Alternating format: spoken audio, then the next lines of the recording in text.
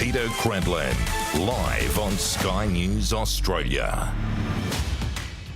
Good evening, welcome to the show. Great to have your company as always. Here's what's coming up on Credlin.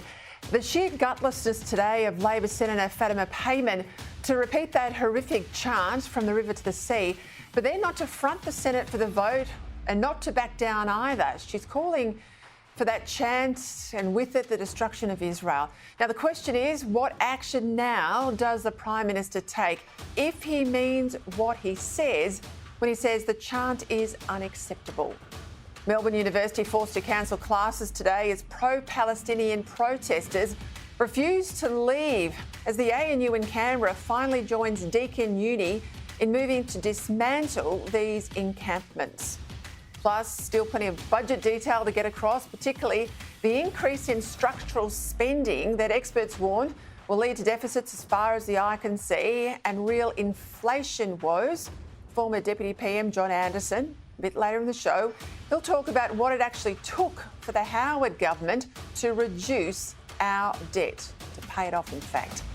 And we await the opposition leader's speech tonight, but we hear already he's going to tackle Labor's record high immigration head on, meaning this is shaping up to be an election battle on energy and now big Australia. Finally, Australia, we're starting to see a political fight about something that you really care about. 12 months ago, I asked the Prime Minister, was he adding 1.5 million people from overseas during a rental and housing crisis and a cost of living challenge? The Prime Minister denied that that was the case. Tuesday's budget revealed these problems have only worsened. Will the Prime Minister admit that his weak leadership and bad decisions over 3 budgets have made it harder for Australians to buy or to rent a home? We'll get into all the big issues in a moment. We'll get back into the budget. We'll get into speculation too about Peter Dutton's speech tonight. But sometimes little things cut through and they become very big things. So I want to start the show by saying something about the Prime Minister's move today that we learned about in the media to evict the tenant in one of his 2 Sydney investment properties. The Prime Minister actually has 4 homes to live in. This bloke he's trying to evict, well, he's just got 1. Here is what both parties had to say today. We're just looking for a little bit more of a considered approach rather than just be issued a piece of paper from the real estate agent. I've had changes in my life and because of that made a decision to sell the property. I'm very sympathetic. I wish him well, but I am allowed to make changes. The Prime Minister, of course, has 2 homes in Sydney, one of which that tenant lives in. He also has 2 taxpayer-funded mansions, the Lodge in Canberra and Kirribilli House in Sydney. And look, for the life of me, I can't understand how, in the middle of a housing crisis, fuelled by his own decision to bring in record numbers of migrants, how he could make the politically stupid move of looking to evict an individual. But here we are. And yet again, I've got to wonder about how smart the Prime Minister's political office is to let this eviction notice even happen in the first place. Surely someone in there would have been smart enough to say, this is a dumb move anyway, but in the middle of a housing crisis of Labor's own making, it is political suicide. But clearly, no one did. Indeed, when the Prime Minister says he's worried about your power bill, let's not forget the Prime Minister doesn't pay a power bill. You do. You pay the power in the Lodge and Kirribilli House. When he says he understands what you pay at the supermarket, that there's pressure at the till, well, he doesn't. He's got 2 housekeepers, one for Kirribilli House, one for the Lodge, and they buy everything for the house, and it goes on your credit card. You know, the beer in the fridge, you pay for that. Even the Prime Minister's deodorant, his toothpaste, even the toilet paper in these 2 mansions. You pay for all of that. I mean, the Prime Minister doesn't put fuel in his car. He doesn't even pay his own car payments. You pay them. The computer on his desk, his phone, his mobile bill, even the pen on his desk, you pay for all of that. I know because I worked for a Prime Minister. The politicians don't like you to know the extent of what you pay as taxpayers for senior politicians, in this case particularly for the Prime Minister, but there it is. On top of all of that, of course, you pay him a salary of $585,000. That means there's a lot of money in his pocket, given he doesn't really pay for anything else. Now, when Tony Abbott was Prime Minister, he also had a house in Sydney when he moved into Kirribilli House. But he took the decision not to rent out his private home, unlike Anthony Albanese, because Tony Abbott said, I don't think it's right that I make money out of a commercial tenancy arrangement while the taxpayers are putting a roof over my head. As I said, it's not always the big things in politics that cut through. Often it's the little things. And I can tell you what, this will cut through.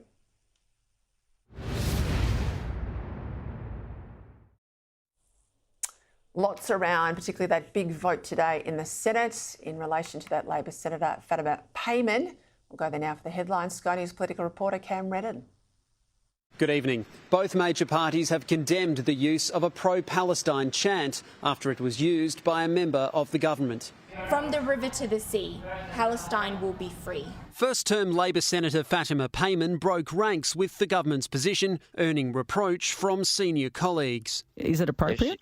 No, it's not. The phrase from the river to the sea is not consistent with a two-state solution. Her fellow Labor senators teaming up with the coalition to pass a motion opposing use of the phrase. Such chants and phrases have no place in the type of political debate we should wish to see in our country. Peter Dutton will propose a drastic cut to migration when he delivers tonight's budget in reply. These problems have only worsened when building activity is at an 11-year low. Tuesday's budget proposed a halving of net migration from 528,000 last financial year to 260,000 in the next. It's expected the coalition will unveil plans to bring it down even further as part of Mr Dutton's speech tonight. Sky News has revealed another major data breach, this time at a private health information firm. MediSecure provides electronic scripts for prescription medications. The company has confirmed a cyber incident has impacted personal health information. Australia's National Cybersecurity Coordinator tells Sky News the firm is a victim of a large-scale ransomware data breach, which is now being investigated by the Federal Police. Unemployment has risen above 4%, with another 30,000 Australians losing their jobs. It's driven partly by a larger than usual number of people waiting to start a new job. 820,000 jobs, and most of them full-time, have been created on this Prime Minister and this government's watch. All right, for their take on today's big stories, all the headlines, let's bring in Sky News host, National Affairs Editor at the Daily Telegraph, James Morrow in Sydney, and media writer for The Australian, Sophie Ellsworth. Well, welcome to you both. We've got about an hour to go before Peter Dutton will get to his feet. He'll deliver the budget address in reply. He was here on the program last night, James. He said housing, energy and national security were his policy priorities. We learned today that he'll make migration a feature of tonight's big speech. Now, to set the scene, remember on Tuesday night, Labor proposed they will cut migration, but this week they've also been forced to revise up their net migration numbers. So they're not off to a good start. It'll go from 375,000 a year to 395,000. And to put that into perspective for people at home, that still at 395 is double the long-run immigration average under John Howard's government. So any idea they're going to actually tackle this high migration, well, I reckon that's a con. The word tonight is that Dutton could well pledge to slash migration down as low as 160,000. Putting aside COVID, we haven't seen 160,000 people since 2005. I tell you, James, it would be one hell of an election battle if that's where this takes us. Well, yeah, that's exactly right, Peter. And, you know, I'll tell you, this issue, I think, is so important. I think it's really important for the coalition to face this head on, simply for the reason that This is the issue, that crystallizes that kind of divide between the elite political class and everybody else. You know, immigration has in politics for the longest time been this kind of third rail that you're not allowed to touch. You know, if you say anything about it, if you criticize it, you're immediately labeled racist and xenophobic and against multiculturalism and all of these things. And so Peter Dutton has this really big challenge ahead of him to thread this sort of needle here, because it does, you know, every economist now who's serious about this does acknowledge that this pushes up housing, and it takes a lot longer to build houses than it does to bring in and approve visas and migrants. So, you know, there's that gap. But we're also seeing an awful lot of tension in terms of community cohesion. We've seen this play out hugely, I think, with the Israel and Gaza issue. And the real divide in this community, in our community, over this issue, you know, which has been driven a lot by different migrant communities with different views on this. And the thing is that people are really realizing that, you know, some migration is good. It is good for the country. But overall, what you're talking about is a way to sugarcoat the fact that we're in a per capita recession. Our household income, our standards of living are all going backwards. More congestion, more traffic, you know, harder to get a house, harder to get a ladder if you're a younger person. These are all big issues that Peter Dutton can crystallize if he comes up with a number, sticks to it, and points out the fact that this cap on students, you know, that they're talking about, it's not even a real cap. It's just the minister can sign it if he wants to, but it's not even in the law. So there's a lot of opportunity here, I think, for the coalition to, I think, divide, to get those people who are not represented by the political class and the elite and the media that say immigration is uniformly good and we should go as absolutely maximalist on it as we can, and say, no, we need to think about this in a more considered way. I might also add, too, in the last 5 or 6 years, we've had poll after poll. Certainly, majority of Australians say they want those numbers brought down to something a bit more reasonable. But we're also getting a significant showing, this goes to your point there, James, about the people who don't feel heard, from Labor voters as well as coalition voters. And I think this is the ground, this is the Abbott Army, the Howard Battlers on the Labor side that Dutton needs to bring over in order to win government. But this is one of their key issues. So I think he's on a very strong footing, if that's indeed what he says tonight. You can catch that here, of course, on Sky News at 7:30. Let's go to the big issue today in the Senate. Labor figures, of course. Labor figures distancing themselves from their colleague, WA Senator Fatima Payman, following this interview with SBS. This is a genocide. And we need to stop pretending otherwise. From the river to the sea, Palestine will be free. Now, the Prime Minister today responded to that chant. Let's have a listen. Is it appropriate? No, it's not. What's appropriate is a two-state solution. But I reckon his language is a bit stronger when he spoke about this to Josh Frydenberg. On the issue of the river to the sea, Dennis Richardson again described it as an extremely violent statement. It is. And so it has no place on our streets. I agree. So extremely violent then, now it's merely inappropriate. In the Senate, that vote against that statement went 56 yes, 12 no. That's the Greens and others in there. But I'll make the point, Sophie, nowhere in that motion put forward by the coalition, which Labor supported, was there any condemnation of Senator Payman. She wasn't even named in the motion. And worst of all, she didn't even front for the vote. Well, Peter, isn't this interesting? I mean, she's a senator that I think a lot of people probably haven't heard of until today. She's a 29-year-old woman who appears, from what I heard today, did not consult the Prime Minister's office before she went out and did this interview. So she might be learning some tough lessons in politics that this isn't the way you play ball. And I think it's interesting that she wasn't called out, where you just addressed that. There's a lot of votes here at play, Peter, and Labor, I believe, are trying to have, a bet each way, and they're not being strong on this issue, and it's catching them out. And it's rare too, Peter, that I would argue that you see Labor politicians break ranks like this young politician did today. I think it's a bad portent for the future. Let's go to the continuing university protests if we can, James. We've got classes cancelled today at the University of Melbourne. We've got the University of Queensland in Brisbane locked down.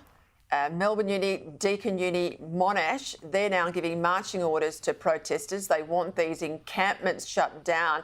But Sydney University says no plans to evict any pro-Palestinian protesters on the grounds, they say, because these are, quote, primarily peaceful and civil. Well, I don't think they're civil at all. Surely we're getting close to where we are in the United States and we need to bring in the police. Well, absolutely, Peter. I mean, just, 10 hours ago, police in California at UC Irvine went through and systematically demolished one of these encampments of students who go out, and they are not just, and again, it is really important to understand, these people, the people organizing these protests, it's not just about saying, we want a two-state solution, we just think Israel should go a little less hard on the Palestinians and, get some aid to the kids and all of that stuff, which is all perfectly fine to talk about. These people are pushed by really radical groups, particularly in the United States, that have very maximalist goals for Palestine, for Gaza. And I think it's a lot of the same thing we see here in Australia, that river to the sea business. A lot of this winds up just being apology for Hamas and all sorts of other groups. You never get them to condemn any of the stuff that Hamas did or does. It's always just Israel, Israel, Israel. They never talk about China or any other human rights abusers. So we know really, really what's going on here. And I just think that it's really weak for the University of Sydney to just say, we'll just sort of let this go here. It's fine, because they're mostly peaceful. It reminds me of 2020 and the mostly peaceful protests they had back then. So, good on the universities that have finally decided to, do the right thing and just stop these groups from interfering with the business of campus and learning and going to class, and Jewish students, particularly, their right to go to class unmolested and not being attacked by, anti-Semitic slogans and imagery. But it's really just weak that the University of Sydney hasn't done this yet. I wish they would just, do what everybody else is doing and realizing there's no place for this sort of thing, on a functioning university campus.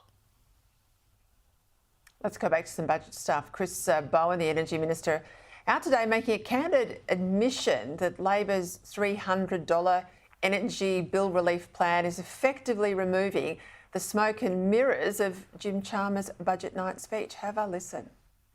You do that by spreading it across as many bills as you can, and you do that effectively by spreading it to every energy bill in the country. You maximise the impact on inflation, which will help the Reserve Bank in their job, and we design this very carefully as to how it will maximise assistance to the Reserve Bank to ensure that they can do their job.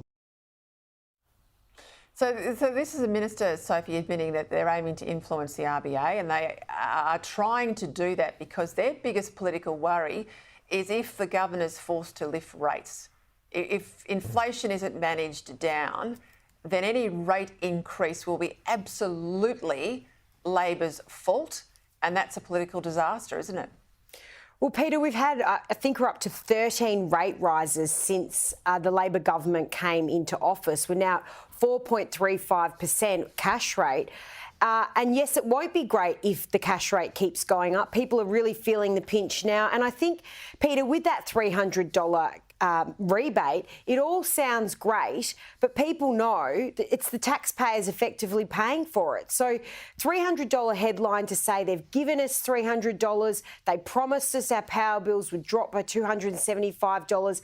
Well, they can say they have because we've given this money back. But I think people can see through these quick cash grabs, cash kicks to people. Mm-hmm. And I think voters are smarter than that. And of course, $300 is just a one-off payment. To drop your bill by $275, that's a permanent decrease to your bill that lives on a lot longer than a one-off handout. Just quickly, James, I mentioned it at the top of the show. I think it's a shocking own goal in the middle of a housing crisis for the PM to move on an eviction notice to his Sydney tenant. He says, and I listened to that grab before, he says, my circumstances have changed. Now, is the Prime Minister seriously telling us when he gets married, he and the new wife are going to move into that property. I mean, he will stay at Kirribilli House or the Lodge. This is. I think it's a shocking look for the Prime Minister.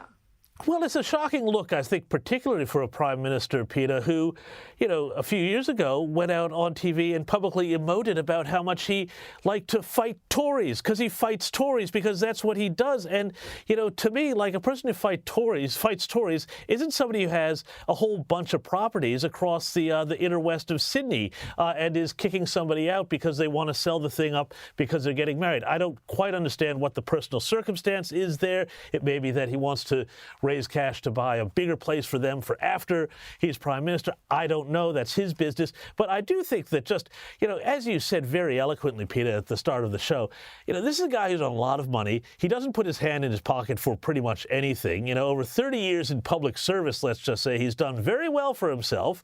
And then over a few $100 rent, or just delaying the sale of this, a bit, to create this whole political own goal. I just think it's absolutely extraordinary. And this Prime Minister has one of the biggest media teams of any Prime Minister, I think, in recent history. And that nobody said, PM, I'm not sure this is a great idea, but, they charged right along with it. And this is not the first time, by the way, we've seen this sort of thing where no one put their head and said, boss, not sure this is a smart move. It's not a smart move. Just like two planes to the one event. Thank you both for your time. See you next week, Sophie and James. All right, big breaking news. I want to bring it to you now. Just in on that defamation action brought against Victorian Opposition Leader John Pizzuto by Kellie-Jay Keen and Angela Jones. For more on this, let's bring in Victorian political reporter Simon Love. Well, we all know the origins of this, Simon. It goes back, I think, to February last year, that rally for women's rights, attended by a counter-protest of trans rights activists. And then, of course, famously, at the very end, in comes some neo-Nazis that had nothing to do with anybody, but it ended up in a furore. Moira Deeming eventually getting expelled from the Liberal Party party room. And then comments said in the media about all the individuals involved, of which the two we talk about tonight, Kellie-Jay Keen and Angela, bring then a defamation action against the opposition leader. But we hear there's been a settlement. Peter, I've been told there has been a settlement reached with both Angela Jones and Kellie-Jay Keen. It is my understanding that this is a settlement that will include a full apology from John Pizzuto. It's also my understanding that is due to be posted on his public website at midnight tonight. So that's Friday morning. Now, Kellie-Jay Keen herself has scheduled a YouTube live stream for 1 a.m. tomorrow morning Sydney time to address the outcome of this defamation case. Now, when I put this information that I've received to Opposition Leader John Pizzuto's office, I was given a stern no comment, that they were unable to comment on this. And it is my understanding that the reason why that is the case is because there's been a confidentiality agreement put in place, and a non-disparagement agreement may be part of that as well. So that will come to a head at midnight tonight. What is important to note here, though, too, Peter, is this has no bearing or no outcome on the primary defamation case, or the longest defamation case running, that one you mentioned from Moira Deeming, the independent Liberal MP who still sits in the upper house but was booted out of the Parliamentary Liberal Party last year. I reckon we might both be on the money, because what you're hearing is what I am hearing too. Simon Love, thank you for that update. Keep us posted. We'll be looking at YouTube tonight. After the break, my economics panel will weigh in on today's surprising unemployment figures and how this plays into the budget this week. For all the noise about those stage 3 tax cuts, confirmation today too that the bracket creep, well, it wipes them away in 4 years anyway. Plus, more in this Future Made in Australia plan that looks more and more like gambling with taxpayers' dollars. Welcome back. I'm going to talk to John Anderson about what it actually takes to be hard-nosed and pay down our national debt. He was there when they did it in the Howard and Costello era, $96 billion. It's now close to $1 trillion. How on earth will we get that down? But first, still plenty of detail to get across from the budget, not to mention fresh economic indicators around today. We'll get across those in relation to unemployment. Joining me now, business commentator for the Herald Sun, the wonderful Terry McCrann, and former Treasury Assistant Secretary David Pearl. Gents, welcome. We'll start with the employment data, the jobs data out today. Unemployment, it rose today from 3.9% to 4.1%. It's a steeper jump than they were predicting, Terry. How do you think this will now play into the Reserve Bank's thinking on rates? The first thing we always have to say about these statistics, Peter, is it's just 1 month. We'll have to see how it actually plays out. And we know that the jobless numbers in particular are pretty dodgy numbers. They're not something that is tangible and definite like how much we spend in retail stores. Having said that, I think that is significant because of that number 4.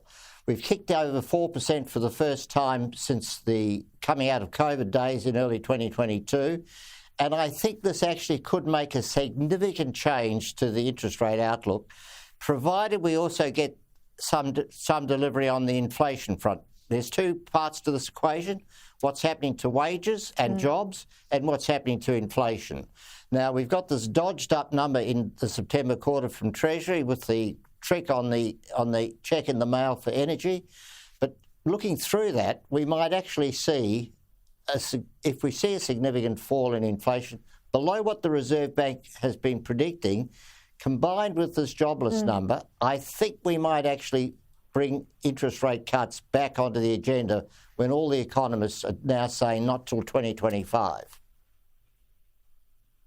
And so too does the government's forecast. They say not until the middle of next year, but of course they would be hoping, fingers crossed, they get something in terms of a rate cut before they go to the next election.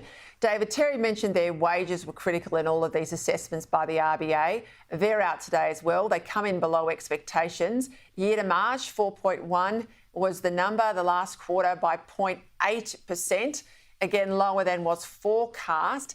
How do you think this plays into inflation? Thanks, Peter. I think it's broadly consistent with what Terry just said. The budget has forecast a slowing in nominal wage growth. I think the RBA would welcome that. It's a missing piece of the puzzle. At the moment, the RBA is a bit confused about weaker retail spending on the one hand and an unusually strong labour market on the other. And I think this softening in the labour market may well feed into services inflation and make their job a little bit easier. Terry, I know you and I have talked about immigration for years now. The speculation, the hot word into Andrew Clennell's ear this afternoon is there will be a move tonight by Peter Dutton on the migration number. We know, and the current government says they'll bring it down. They've just revised their forecasts up, in fact, to 395,000 a year. In the Howard era, it was about 100,000 a year. Peter Dutton says, I'm going to make it a lot lower than where Labor wants to take it. Let's get it right down, he says, to about 160,000. That's back to sort of 2005 era immigration intakes. You and I both talk about how much it's a Ponzi scheme for fake growth in the budget. But if he goes there tonight, I think it's a huge political opportunity for the coalition. Give us your take on things. Well, absolutely. I agree with everything you said, Peter, and I certainly hope that Peter Dutton will go in that direction. I mean, on two levels. One is the political level. He needs to offer a differentiated policy agenda to the current government. I mean, on a substance basis, because the current government's policy agenda is just awful, horrendous across the board. The big spending, the crazy climate change schemes. I mean, we saw them come together in the budget. Tens of billions of dollars are going to be poured into various climate schemes going forward, and all sorts of subsidies, which when you allow the subsidy to be put in place, you never know where it's going to end up in terms of how many people jump in to grab the free lunch. And secondly, obviously, the basic reality of far too many people coming into Australia, and all into Sydney and Melbourne primarily, and creating that enormous unlivability, but also the demand for all the new infrastructure spending at a time when we don't have the tradies or the resources to service it, and which is just adding to the inflation problem. So the fundamental thing to do in any direction in terms of policy is getting those immigration numbers down. We know, David, that we've got deficits beyond this wafer-thin surplus this financial year, deficits as far as the eye can see. The government admits that in what we saw on Tuesday night. Now, this is because we've got a structural spending problem. So there's no plans at all to rein in things like healthcare, aged care, pensions, education, all of that. Ratings agency Moody's, they are warning it's going to make the prospect of future surpluses in Australia more difficult. Well, tell me something we don't know. I mean, one of the things that I can't stand in budget week is all this jargon that's thrown around, designed to send a message to poor old taxpayers. The budget's too complex, don't understand it, don't ask us too many questions, just trust us. Give us a layman's definition, if you can, of structural spending so that people at home can understand how bad this is as a problem for good budgeting. Absolutely, Peter. I think in personal terms, it would be if your income is volatile from year to year in an unpredictable way, but you make spending commitments or mortgage commitments which match the top of that income volatility, you're exposing yourself to financial difficulty. So your spending commitments or your liabilities are structurally fixed, but your income's variable, and you're assuming that variability will disappear. Meaning if you've got a salary and you only can make your repayments on the home you've got if you get extra good overtime for that year. But if you don't get the extra good overtime, your basic salary doesn't cover your costs. That's what you're talking about in terms of the problem. Exactly, and that's what credit ratings agencies look at. Our medium to long-term debt outlook doesn't compare too badly to a lot of other countries, to be honest, Peter, but the forward estimates are Panglossian, the best of all possible worlds. They assume unlimited bracket creep, which is going to wipe out any income tax cut. Future governments will want to give that back. And they lock in very optimistic assumptions about the growth in spending. We all know the disaster that the NDIS is, double that for aged care, triple that for other expenses as well. And also you've got a rising interest debt as well. So even though the forward estimates look bad in terms of permanent structural deficits, it's probably going to be worse than that. We also have the unknown unknowns. We've had a pandemic and a global financial crisis in the last decade or so. There are going to be some shocks ahead. Don't take this the wrong way, Terry, because I know you worked at David, because you worked in Treasury. But when I worked in the government all those years, I used to think you were about on a par with astrologists. You blokes down in Treasury in terms of getting things right. So I do not hold out any hope that we're headed in the right direction.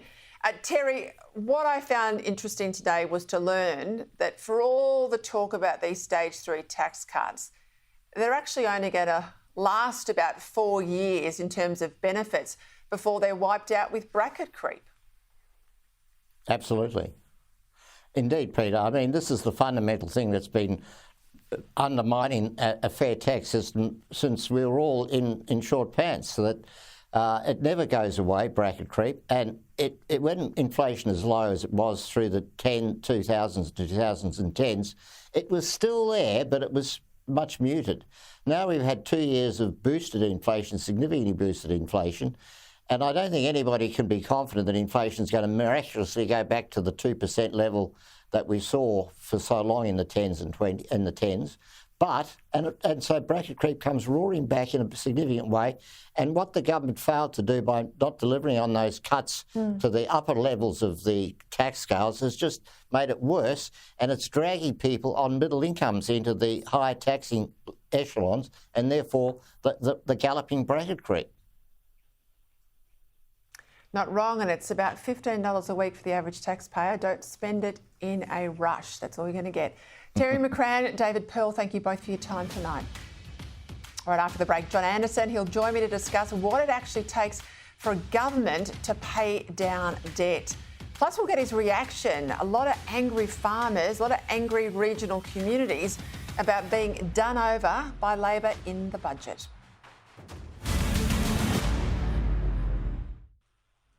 Welcome back. Anger from our soldiers as the top brass of the Defence Force duck any responsibility, they say, for the alleged war crimes, but the soldiers well, they're still left in limbo. But first, I want to go back to a time when governments actually lived within their means. They focused on paying off our national debt rather than further entrenching spending we can't afford, not to mention playing a whole lot of accounting tricks with $80 billion in spending being so-called off budget. It was the fiscal rules, such as keeping tax under a certain percentage of GDP, capping spending and insisting that new spending is offset by savings, that helped Peter Costello and John Howard deliver 10 straight budget surpluses. And even Labor treasurers of old, like Paul Keating, well, he well understood these rules. Joining me now is someone who served with Peter Costello and John Howard in Cabinet during this time of economic maturity. Long lost, I'm afraid, former Deputy Prime Minister John Anderson. John, we'll get to a lot of contemporary issues in a moment, but you were there when we took that historic decision to pay back $96 billion of debt. I make the point our debt's now going to hit over $1 trillion. It took a decade to get $100 billion paid off. A trillion's 1,000 billion. That's a long, long effort required. But do we have the ticker to do it anymore? Well, it's a very good question. Let me make a few observations. March the 11th, 1996, we're in government, we're around the table for the first time. John Howard opens the books and says there are deficits building at an alarming rate on top of the $96 billion debt we have. We'll have to have a razor gang. I was on that razor gang. One way of cutting this would be to say, firstly, there's the moral issue. That might sound a funny thing to say, but economics is not just about a sweet set of numbers. It's about better outcomes for people. And I remember John Howard saying that day, we need to end the intergenerational theft. That's a moral issue. When a society won't live within its means and expects its unborn, its children and its unborn, to pick up the tab for their ways, that's wrong.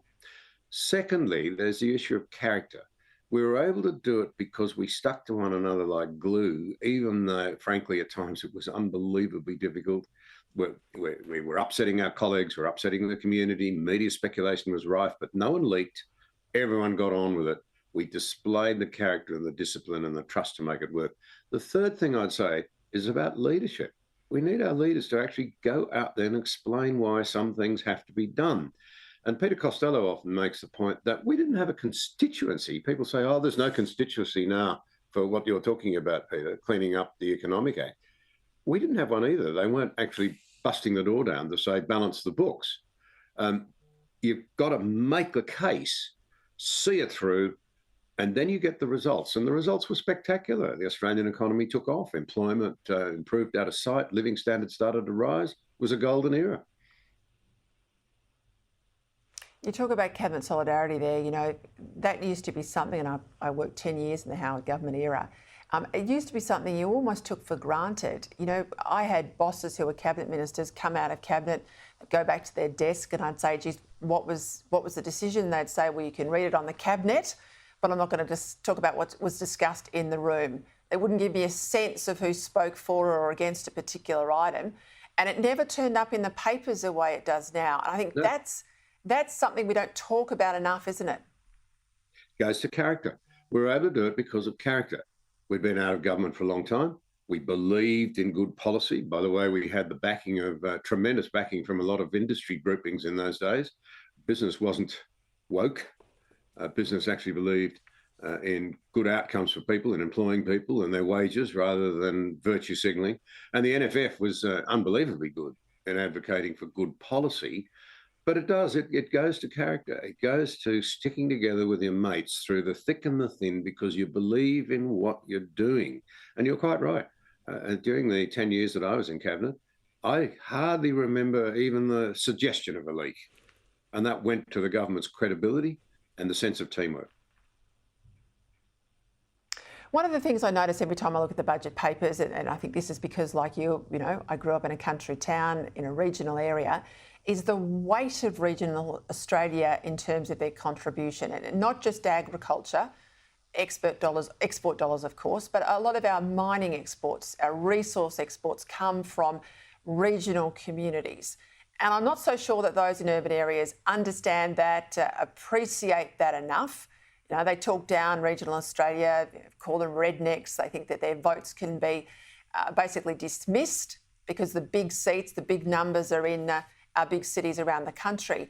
And there's anger also involved in all of this now with the rollout of renewables and the way in which a lot of regional communities and profitable, really good farmland will now be crisscrossed and basically put out of operation due to transmission towers and wind farms and these massive solar panel installations. How do you think regional Australia feels this budget week? I think somewhat cynical and forgotten, but probably increasingly alarmed at the direction of things. Very interesting that we've had reports recently, astute observation made the other day, is that we, like most countries in the world, we have a cost of living crisis, but we also have a cost of manufacturing crisis. It's costing so much to do business in this country that our biggest single manufacturing sector, which is food production and fibre production and drinks production, servicing the Australian people and many times more people internationally because we export so much, it's at risk in this country. Can you believe it? And maybe that'll be a wake-up call for people. The regions matter, and we have a government backed by Greens and independents who seem determined to even push the government's not only ignorance of what we do in the regions, but frankly, their desire to shut down every industry that creates wealth. I mean, we're against all the things, it seems, that make us money. And the response needs to be calm, tough reason. Again, a lesson from history. The 80s were not good years for farming, and we had a Labor government that in some ways was certainly better than the current Labor government, a lot better.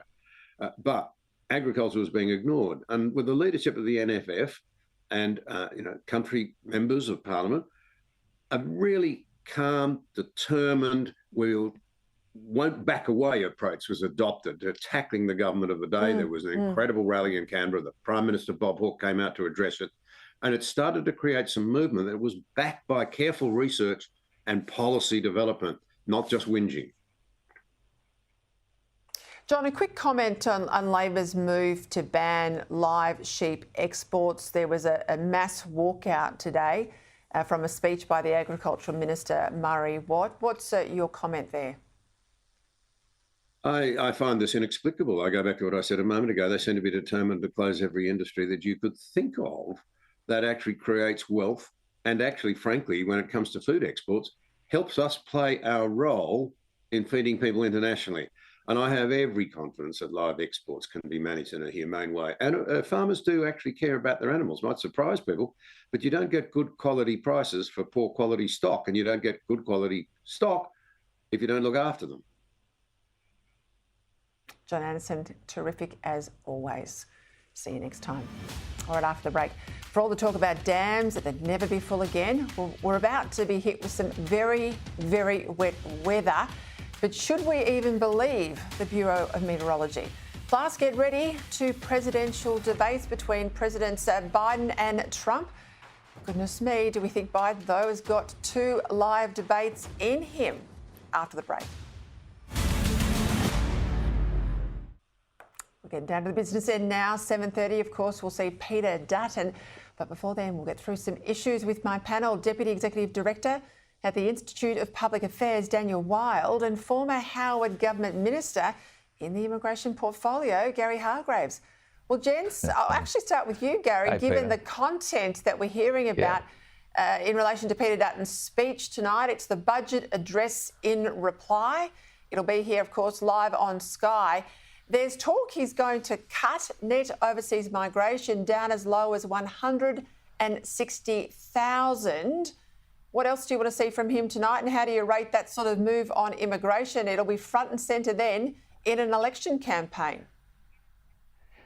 Yeah, well, something's got to give, Peter. We can't build houses fast enough for the people that are arriving here, and those even coming as a student are taking up a whole lot of housing stocks. A lot of hurt for everyday Australians. And I don't want to see resentment towards our migration, because we've always decided who comes to Australia, the terms under which they come. But we've just turned this now into a Ponzi scheme to make the budget bottom line look good, and it doesn't help. It doesn't help at all. So we've got to get this back on track. We've got to get it into the shape that works for Australia. I want to see long-term vision. I want to see government spending less, because what we're doing now, talking about Ponzi schemes, is we're spending and taxing. We're taxing and spending. And for every dollar they're going to give you back through tax cuts, you know that it's going to be $25 that's going to come out of your pocket a year or two down the track. And we spent too much through the COVID crisis. OK, that was then, but this is now, and the day for paying it back is coming. But in an election year, of course, there's not going to be great politics in saying I'm going to cut spending. But cutting migration is something that I think is going to ring true for a lot of people, especially, for that matter, the migrants to Australia who don't want to be tarred with the brush that they're currently getting tarred with. So, you know, it's in Australia's interest that Peter Dutton is, again, as usual, on the money. But the long-term vision stuff about cheaper power so we can actually make stuff in Australia at an affordable price, to bring investment into Australia, to get the water resources we need. They're the sorts of things I want to hear more of, and I hope we do. Dan, I want to go down to Victoria because Victorian Treasurer Tim Pallas has been caught today with his, well, the equivalent of his fiscal pants down. He thought that his mate Albo would be able to save his suburban rail loop project. It's blowing out by hundreds of billions of dollars. Costs are already up by 22%. He has a $20 billion budget shortfall.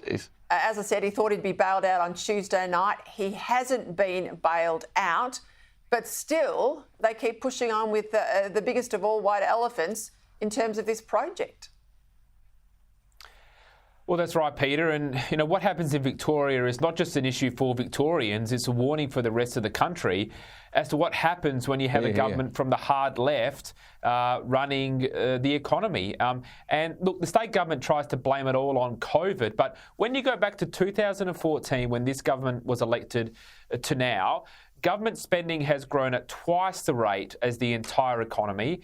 Government debt has grown at 15 times the rate as the entire economy. That is why interest payments on debt in Victoria are now by far the fastest growing item in the budget. As you suggest, the Victorian government was hoping for a bailout from Canberra. Look, it may have not come now. I think it's inevitable because we saw that in the early 90s. Victoria is the second biggest economy in the nation. And if Victoria goes down, it will bring the rest of the nation with it. And the other states at some point will need to bail this state out. Dear, oh dear. You're not wrong. So everyone pays for dodgy Labor ministers down here in Victoria, dodgy Labor debt reduction and deficits and all of it. Gary, this new report warning about growing anger amongst our diggers over the refusal of the top military commanders to take any responsibility at their level for what allegedly happened in Afghanistan. The Oversight Panel has rejected the Brereton report, finding that these commanders shouldn't be held accountable for the murder of 39 Afghans. Where are you on this? Well, the generals always go for the glory while the troops have to do the hard work. And we've just got to get behind our enlisted men and women, the people who are at the front line doing the hard stuff for us in our name. And I can't stand these bureaucrats, these desk-based people doing an audit about what happened after the event. It's now the case, Peter, where those who are in uniform at the pointy end seem to almost have to ask permission to shoot at an enemy. The generals, of course, they're ducking for cover because they see the glory that they want to get. And we've just got to back the troops. I don't blame them for being angry. I'm angry for them. I've never stood in uniform in Australia's name. I've done other things, but I want to back them, every single one of them, all the way through, after the conflict as well as during the conflict. Thank you for what they do. Hey, a quick grab here from President Biden today. Have a listen. Donald Trump lost 2 debates to me in 2020. And since then, he hadn't shown up for debate. Now he's acting like he wants to debate me again. Well, make my day, pal. I'll even do it twice. So let's pick the dates, Donald. I hear you're free on Wednesdays. Honestly, Daniel, does he realise that these will be live debates? He'll have to get out there and tussle with Trump. And to me, it's got the hallmarks of that movie, you know, Weekend at Bernie's, where you basically have to prop up a dead guy. Well, it's not far from that, is it? Look, Trump has shown his capacity to be a very effective debater. We saw that in 2016. I don't know how Biden's going to go here. I know that based on the information, it's going to be, left-leaning panelists. So we'll see how it goes. But look, I think Trump is going to smoke him in these debates. We'll all watch that closely. Jens, thank you. Thank you. You at home too. It's been a very busy budget week. Great to have your company. I'll be back at Monday, 6 o'clock. Here's Andrew.